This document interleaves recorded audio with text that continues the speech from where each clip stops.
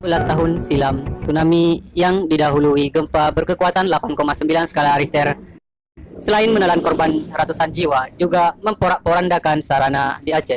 5.000 korban jiwa meninggal, ribuan orang terluka dan sebagian lagi dinyatakan hilang. 14 tahun berlalu, kondisi masyarakat Aceh sudah normal kembali. Infrastruktur yang porak-poranda akibat tsunami kini sudah berdiri tegak dan sebahagian menjadi objek wisata untuk mengenang peristiwa dahsyat yang pernah menimpa kota yang kerap disebut sebagai Serambi Mekah ini.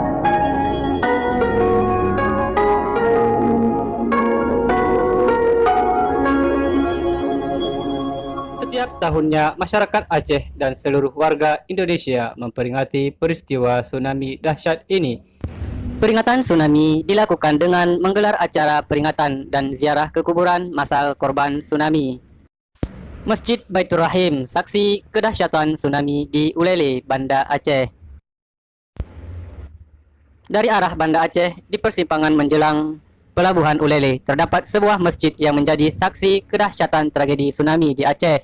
Masjid Baitur Rahim namanya. Masjid ini menjadi satu dari sedikit bangunan yang masih kokoh berdiri di kawasan Ulele ketika musibah itu terjadi. Meski ada beberapa masjid lain yang juga bertahan dari bencana tersebut, Masjid Baitur Rahim menyimpan nilai historis yang lebih mendalam dikarenakan usianya yang panjang. Pemerintah Hindia Belanda melakukan pemugaran pada masjid yang sebelumnya berkonstruksi semi permanen. Proses pemugaran selesai pada tahun 1923 dengan arsitektur baru yang dipengaruhi gaya Eropa. Ketika itu, masjid ini tidak memiliki kubah dan hanya mampu menampung sekitar 500 jamaah.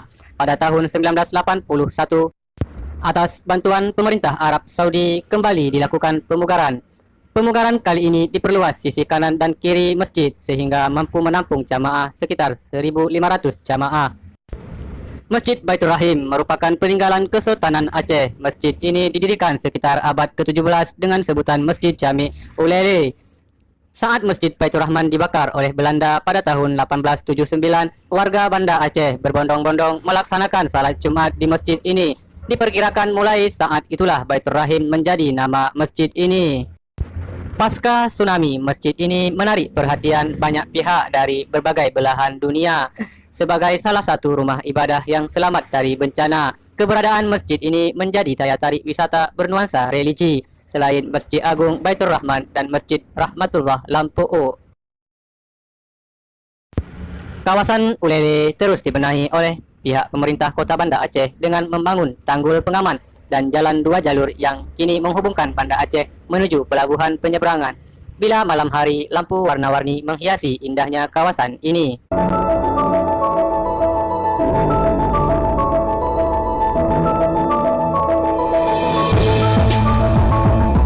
Ulele memiliki sebuah pelabuhan yang menjadi jalan bagi wisatawan mencapai Pulau Weh atau Sabang di ujung Pulau Sumatera. Pantai Ulele masih terlihat begitu cantik pasca tsunami. Bila air surut akan nampak karang-karang di perairannya dan di kejauhan terlihat panorama bukit yang asli. Di kejauhan ada pula menara mercusuar setinggi 100 meter yang terlihat hancur menyisakan tiangnya saja.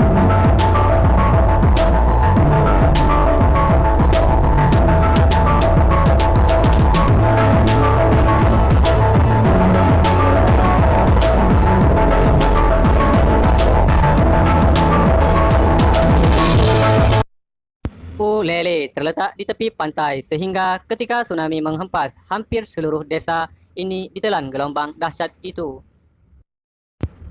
Tanggal 26 Desember 2004, gelang raksasa setinggi 21 meter menghantam pesisir utara Banda Aceh.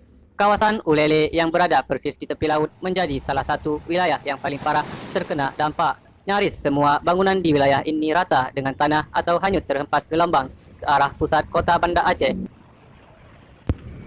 beserta ribuan jiwa yang menjadi korban keganasan tsunami.